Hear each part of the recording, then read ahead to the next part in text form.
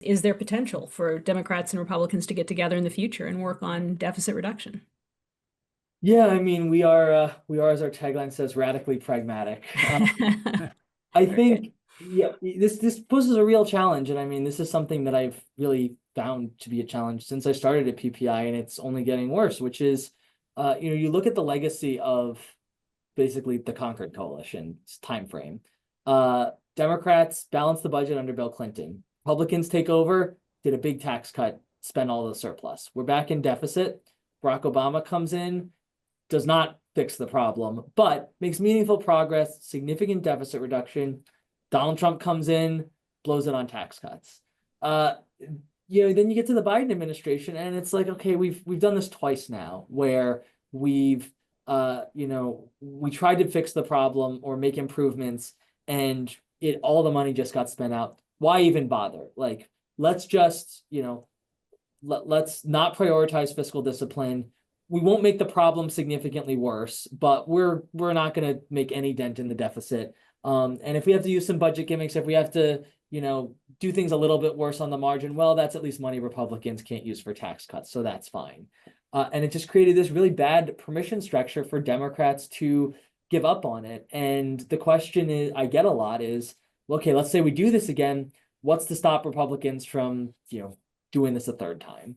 And it's hard, especially when Republicans are now saying we're not going to pay for this. We're not going to try to pay for this. We're not even going to pretend we're paying for it. And we're also going to get rid of budget enforcement by making all these new rules that make it effectively meaningless. And so I think it's going to have a pretty deleterious impact on trust. I think it's going to make it harder for folks like you, Carolyn, who, like you said, you're on the floor and you're trying to hold out and you're getting these questions from your colleagues. Well, why are you doing this when they're not serious about it? Yeah. I think it creates real challenges. Yeah, I've talked to people on both sides now, as I've stepped into this new role. And, there are a lot of Republicans. They want to sit down with Democrats. I was talking with some of them about, trying to cut the deficit in half over the next 4 years.